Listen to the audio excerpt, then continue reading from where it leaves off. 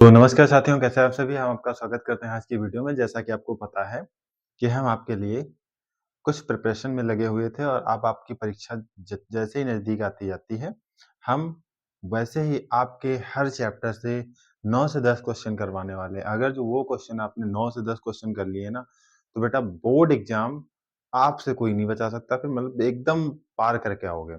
इतना समझ लीजिए कि जैसे ही आपने बोर्ड एग्ज़ाम बैठना है ना आपको, आप कहेंगे कि वाह! ये तो जैसे ही क्वेश्चन वहाँ पे करवाए गए थे, जैसे ही क्वेश्चन सर ने करवाए थे, वैसे ही क्वेश्चन यहाँ पर आ गए। चलो, इसको ध्यान में रखते हुए हम लोग शुरुआत कर लेते हैं अपने क्वेश्चन्स की, ठीक है? कुछ सवाल तो ज़्यादा बात ना करते हुए हम लोग आएँगे अपने पहले क्वेश्चन पर। जैसे हमसे कह रहा है 2 संख्याओं का गुणनफल 1080 है। तो हम देखते हैं 2 संख्याओं का पहला क्वेश्चन है पहले चैप्टर से, कह रहा है 2 संख्याओं का गुणनफल 1080। तो देखते हैं कि हमारे पास दिया क्या है? 2 संख्याओं का गुणनफल, 2 संख्याओं का गुणनफल बराबर 1080। ठीक है भैया? हमसे क्या कह रहा है? यदि उसका मासा 6 है, यदि उसका मासा कितना है भैया? 6 है। तो हमसे क्या कह रहा? मासा भी लिख लेते हैं, मासा बराबर 6। हमसे कह रहा है कि लासा क्या होगा? लासा क्या होगा? तो हमें पता होना चाहिए कि 2 संख्याओं का गुणनफल, 2 संख्याओं का गुणनफल बराबर लासा गुणे मासा। ठीक है भैया? अब हमारे पास जब 2 संख्याओं का गुणनफल कितना दिया है? 1080 दे रखा है। हमने भैया 1080 लिख लेना है। फिर हमसे क्या कह रहा है? हमसे कह रहा है कि लासा हमें निकालना है, तो हम लासा को एज़ इट इज़ लिख लेंगे और हमारे पास मासा कितना है? कहोगे सर मासा हमारे पास 6 गिवन है, 6 लिख लेते हैं। 6 दिया हुआ 6 को लिख लेते हैं। अब ये गुणे बराबर किधर लाएँगे? भाग में। तो लासा बराबर भैया क्या हो जाएगा? कहोगे सर लासा बराबर 1080 बटे में 6 काट देंगे भैया, 6 एकम 6 और 6 अट्ठे 48, 0 बचा हमारे पास, तो लासा हमारा कितना निकल के आ गया? आई होप कि आपको समझ में आया होगा हमारा पहला क्वेश्चन। तो लासा कितना होने वाला है? लासा इसका 180 होने वाला है। आपको कैसा लगा पहला सवाल? कमेंट में ज़रूर बताइएगा। अगर जो हमसे पढ़ रहे हैं, तो आप अपने बोर्ड एग्ज़ाम में खुद ही देखेंगे कि क्वेश्चन कहाँ से बन रहे हैं। ठीक है? आ जाओ। अब हम शुरुआत करेंगे अपने अगले क्वेश्चन की। इसको आप स्क्रीनशॉट ले सकते हैं, हमारे साथ-साथ बने रहिए। अगले क्वेश्चन पे मूव करेंगे बेटा। दूसरा क्वेश्चन है हमारा, कुछ कह रहा है कि संख्याएँ कौन-कौन सी? भैया 2 की पावर 3 इंटू 3 की पावर सॉरी हाँ, और फिर कह रहा 3 की पावर 2 इंटू 5 का मान। भैया बड़ा आसान है। 2 की पावर 3 यानी कि 2 को कितनी बार? 2 को 3 बार लिखना है। कितना भैया? 3 बार। और 3 को कितनी बार भैया? 3 को 2 बार लिखना, लिख दिया। अब हम क्या करेंगे? 5 एक बार लिख दिया। अब देखो क्या करना है, 5 को 2 बार, चाहे आप ऐसे कर सकते हो, 5 दिए 15, 15 तिए 45, 45 दूना 90 और 90 दूना 180 और 180 दूना कितना होता है भैया? 18 दूनी 36, 360। ऑप्शन में कहीं 360 आपको दिख रहा है? अगर जो ऑप्शन में 360 दिख रहा है, तो उसको टिक करके चले आइए। दूसरे क्वेश्चन का आंसर हो गया, हमारा दूसरे क्वेश्चन का आंसर आता है 360। ठीक है? अब हम मूव करेंगे अपने अगले क्वेश्चन की ओर। हमारा अगला क्वेश्चन क्या होने वाला है? अगला क्वेश्चन है भैया कुछ इस प्रकार का 3। 3 नंबर में हमसे कह रहा है कौन-सी संख्या अपरिमेय है? अपरिमेय मतलब अपरिमेय, आपको पता होना चाहिए भैया अपरिमेय संख्याएँ क्या होती हैं? अपरिमेय संख्याएँ, ठीक? अपरिमेय संख्या, अब हमारे पास पूछ रहा अपरिमेय संख्या है कौन-सी? यहाँ पर हमारे पास 3-4 संख्या दे रखी है, √4, कॉमा √9, कॉमा √16, 16 और √5। ठीक है भैया। देखो 4 का रूट हमें पता है कितना होता है? 2 होता। 9 का पता है 3 होता। 16 का पता है कितना होता भैया? एक्यूरेट कहोगे तो 4 होता। तो हमको ये बताओ क्या 5 का कोई रूट पता है? इसलिए जो हमारी संख्या होगी वो 3 नहीं होंगी, वो कौन-सी संख्या होगी? वो 5 होगी। अपरिमेय संख्या कौन-सी संख्या? अपरिमेय संख्या 5 होने वाली है। ठीक है? अब हम अपने अगले क्वेश्चन की ओर मूव करेंगे। अगला क्वेश्चन देखो क्या है बेटा?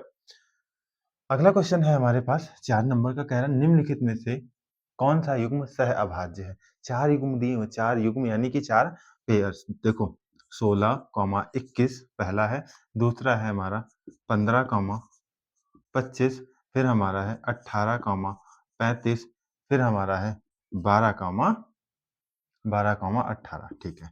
सबसे पहले अगर जो हम देखें तो ये हमारा नंबर किससे डिवाइड हो रहा? कहोगे सर 7 से डिवाइड हो रहा। 7 की टेबल में हम कह लें तो 7 की टेबल में तुम्हारा 7 का 2 बार और 7 का 3 बार। ठीक है? कहोगे जी भैया। यहाँ पर आ जाओ तो कहोगे सर 5 का 3 बार और 5 का 5 बार टेबल पढ़ेंगे तो हमारा कितना हो जाएगा? 25 हो जाएगा। ये 5 से डिवाइड होने वाला है। अब आ जाते हैं 18। 18 और 35 पर। अगर जो 18 देखो 18 हमारा 3 से डिवाइड हो रहा है, ठीक है? 6 बार में। लेकिन क्या हमारा 35 3 से डिवाइड में हो रहा है? नहीं हो रहा।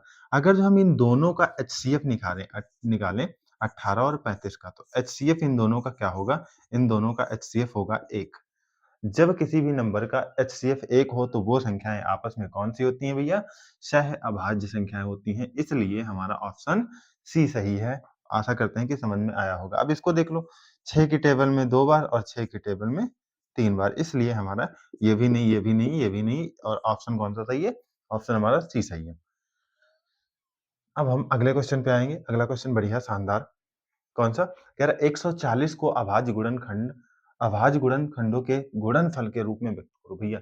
सबसे पहले 140 लिख लेना। 140 कितना भैया? 140 लिख लेना। 140 को ऐसे डिवाइड करना आता होगा। 2 का टेबल 7 बार पढ़ेंगे, 14 कट गया यानी कि 2 का टेबल 7 बार 14 और फिर 0। फिर 2 का टेबल 3 बार, 2 तिया 6 बचा 1, फिर 35 हो गया। कहोगे जी भैया यहाँ पर 2 का टेबल कितनी बार? कहोगे 2, अब 2 का टेबल में 35 तो आता नहीं है। तो हम 5 के टेबल से, तो 5 का टेबल 7 बार, 5 7 35 तो बचा कितना? 7। तो हमारा भैया फाइनल आंसर क्या आने वाला है? कहोगे भैया अभाज्य गुणनखंड कितने होंगे इसके? अभाज्य गुणनखंड बराबर 2 गुणे 2 गुणे 5 गुणे 7। कभी-कभी आपको ना ऑप्शन में ऐसे करके दे देगा 2 की पावर 2 गुणे 5 गुणे 7, तो आपका आप ये भी आंसर सही है और ये भी आंसर सही है। दोनों आंसर सही है। ठीक है? तो आ जाओ अगले क्वेश्चन। इनको आप कॉपी पर लिख कर स्क्रीनशॉट करके या फिर जैसे भी आपका मन करे वैसे प्रिपरेशन कर सकते हैं, ज़्यादा अच्छा रहेगा। प्रिपरेशन नहीं करेंगे तब भी बेटा आप ही का नुकसान है, हमारा तो क्या है। यहाँ पर आ जाएँगे, सबसे यहाँ पर कर लेंगे very, very, very important question. कैसे? आ जाओ। कह रहा है कि सिद्ध कीजिए अंडर रूट 3 एक अपरिमेय संख्या है। सबसे पहले माना माना अंडर रूट 3 एक परिमेय संख्या है। कौन-सी भैया संख्या है? परिमेय संख्या है। अच्छा जब परिमेय संख्या है, तो परिमेय संख्या को हमको पता है कि अंडर रूट 3 बटे 1 बराबर, हमने माना है नहीं, लेकिन हमने माना है। तो यहाँ पर भैया हम P बटे Q लिख सकते हैं कि नहीं लिख सकते?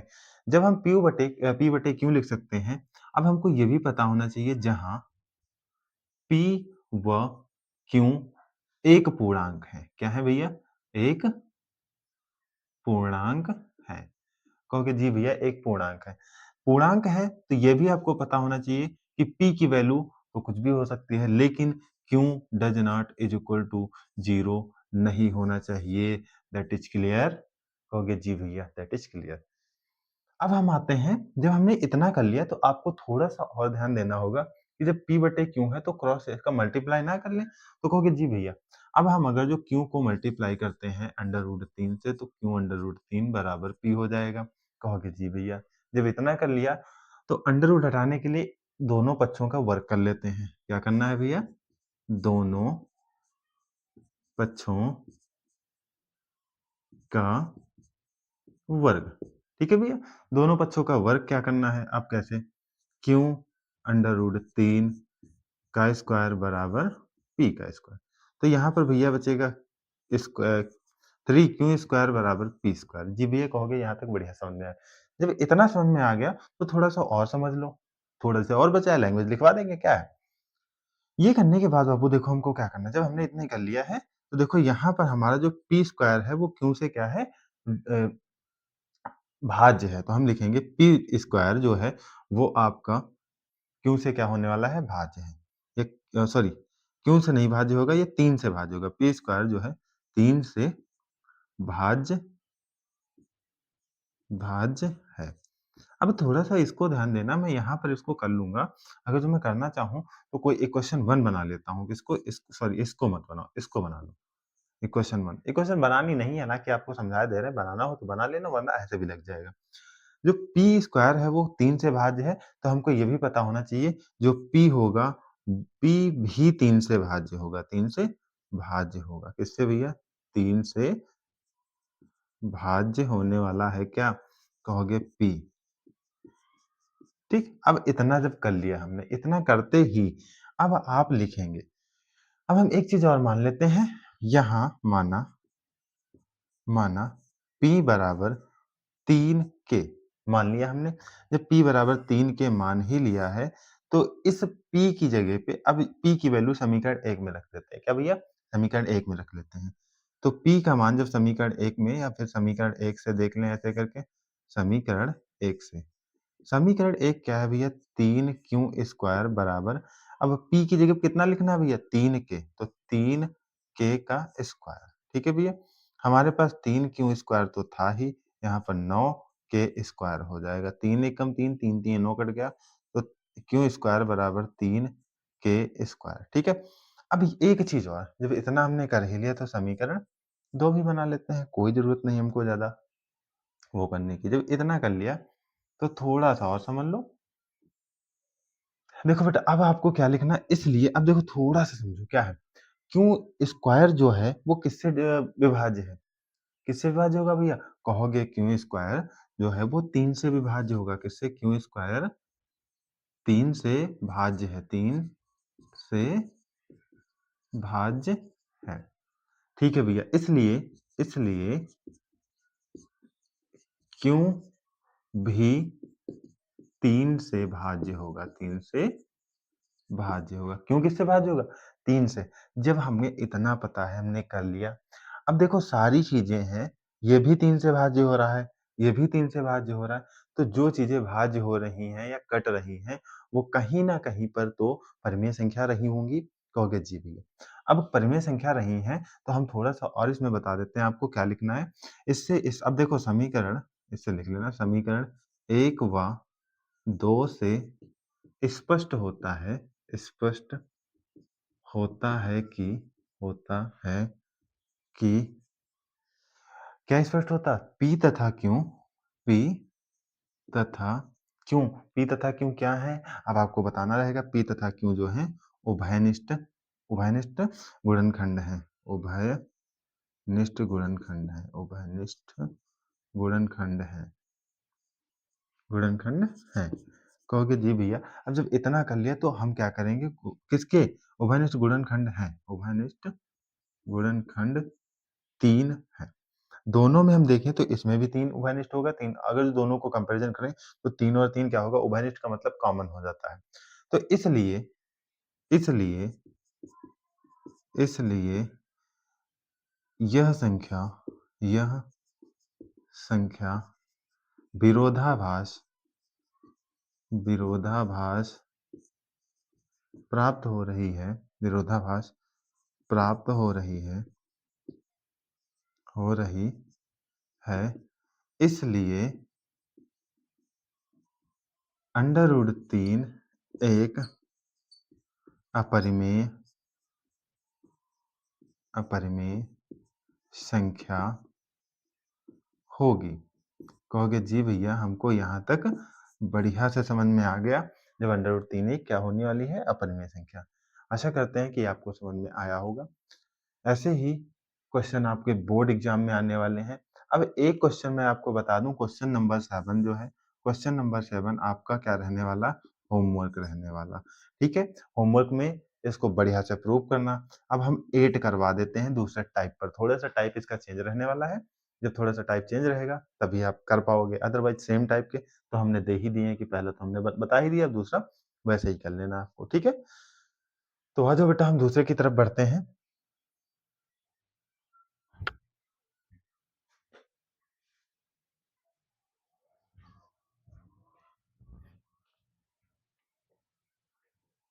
इसको आप लोग स्क्रीनशॉट ले सकते हैं, ठीक है? या फिर अपने कॉपी पर इसको प्रैक्टिस कर सकते हैं। बढ़िया क्वेश्चन है, हम कहेंगे कि वेरी वेरी इंपॉर्टेंट है, इसलिए आप थोड़ा-सा इसको मेहनत करके सॉल्व कर लीजिएगा। चलो मूव करेंगे अगले क्वेश्चन की ओर। अगला क्वेश्चन बेटा हमारा क्या है? अगला क्वेश्चन रहने वाला है कि सिद्ध कीजिए कि 5 माइनस √3 एक अपरिमेय संख्या है। ठीक है? फिर से वही सवाल है उसी टाइप पे, तो हम कह लेते हैं कैसे सॉल्व करना है हमको। सबसे पहले जो दिया है उसको हम मानते हैं उसका अपोजिट, उल्टा। माना 5 माइनस √3 एक परिमेय संख्या का भैया है, परिमेय संख्या है। अब परिमेय संख्या क्या है? परिमेय संख्या एक बहुत, अब क्या कहेंगे कैसे होगी? जो हमारा यहाँ पर लिखा हुआ है 5 माइनस अंडर रूट 3 बराबर कितना होगा? p बटे q। क्यों? क्योंकि परिमेय संख्या हमेशा p बटे q के रूप में होती है, जहाँ p व q पूर्णांक है। क्या है भैया? पूर्णांक है। और q does not is equal to 0। q कभी 0 के बराबर नहीं होगा यदि कोई संख्या परिमेय संख्या है। ठीक है? अब देखो यहाँ पर हमें क्या करना, थोड़ा-सा ध्यान रखना। मैं अगर जो यहाँ पर आपको एक चीज़ बताऊँ कि क्रॉस मल्टीप्लाई कर लो, ये कर लो, वो कर लो, अच्छी बात है, कर लेना। लेकिन हम ये कहें कि मैं इसको लिख सकता हूँ कि अ, P बटे Q, ठीक है भैया? माइनस 5 बराबर अंडर रूट 3 क्योंकि अंडर रूट 3 माइनस का था, बराबर को उधर ले गए प्लस का हो गया, ये प्लस का था, बराबर किधर लाए माइनस का। 5 तो हमारा ऑलरेडी प्लस का था ही। अब हम क्या करेंगे, 5 को गुणा करेंगे q से, 5 क्यू माइनस p बटे q बराबर अंडर रूट 3। अब ध्यान से समझना, इधर का नंबर क्या है भैया? इधर का नंबर जो है वो दिखा रहा है कि अंडर रूट 3 एक क्या है? अपरिमेय संख्या। हमने अभी अगले क्वेश्चन में सॉल्व किया है। लेकिन ये संख्या कैसी संख्या है? ये संख्या जो है वो कौन सी संख्या? परिमेय संख्या है। कैसे? हमने कहा है कि p व q जो है एक पूर्णांक है। जब p व q एक पूर्णांक है तो पूर्णांक का मतलब कोई भी अंक रख लोगे तो यहाँ पर आप 1 भी 2 रखो, कुछ भी रखोगे तो एक बढ़िया सा रेशनल नंबर यानी कि बात करें तो परिमेय संख्या निकल के आ जाएगी। अब यहाँ पर हमको लिखना, चूंकि क्या? क्योंकि अब कहोगे भैया हम लिखने के 5 और p और q, 5 p q क्या है? सभी पूर्णांक हैं, सभी पूर्णांक हैं। हमने पहले ही मेंशन कर रखा। जब सभी पूर्णांक हैं वो, तो देखो जब सभी पूर्णांक हैं तो हमें क्या करना है, यहाँ पर थोड़ा-सा और लिख लेना है। 5 q माइनस p और बटे में भैया q। ये क्या है? कहोगे ये भैया जो है एक क्या है? एक पूर्णांक है या फिर कह लें एक परिमेय संख्या है। कौन-सी संख्या है? परिमेय संख्या है। जब ये परिमेय संख्या है ओ बाबू, तो परिमेय संख्या को ध्यान में रखते हुए क्या है? कह रहा है कि परिमेय संख्या जब है तो परिमेय संख्या हमारी p बटे q के रूप में होती है। अगर जो मान लो मैं यहाँ पर 5 कि p की जगह पे 1 हुआ, q की जगह पे भी 1 रखूँ, तो 5 से कम 5, 5 से 1 गया, कितना बचा भैया? 4। और यहाँ पर भैया कितना हो गया? 1, तो 5/1, 5/1 इज़ अ रेशनल नंबर। बात करें तो परिमेय संख्या, ठीक है? तो आ जाओ थोड़ा-सा और बता देते हैं आपका, इसलिए ये परिमेय संख्या है, इसलिए अंडर रूट 3 एक अपरिमेय संख्या है, अपरिमेय संख्या है, अपरिमेय संख्या है। यह यह दिखाता है कि दिखाता है कि 5q बटे 5q माइनस p बटे q does not is equal to under root 3। ठीक है? ये हमारा क्या है? बराबर नहीं है। और जब बराबर नहीं है तो हम ये कैसे कह सकते हैं कि ये हमारी जो है परिमेय संख्या के बराबर अपरिमेय संख्या होती है? नहीं। तो यहाँ पर जो है विरोधाभास, यह यह विरोधाभास प्राप्त हो रहा है, प्राप्त हो रहा है। इसलिए इसलिए इसलिए जो है आपका क्या था हमारा यहाँ पर 5 माइनस अंडर रूट 3 एक एक अपरिमेय अपरिमेय संख्या होगी। ठीक है भैया? यही हमको प्रूव करना था। 5 माइनस अंडर रूट 3 जो है एक अपरिमेय संख्या होगी। आशा करते हैं कि आपको समझ में आया होगा अच्छे से। इन क्वेश्चंस की प्रिपरेशन कर देना क्योंकि ये क्वेश्चन आपके एग्जाम में बनने वाले हैं और जब बनेंगे तो बाद में मत कहना कि आपने कराए थे और हमने किए नहीं थे। स्क्रीनशॉट ले सकते हो। इसमें बस इतना ही करना था, ज़्यादा कुछ नहीं है।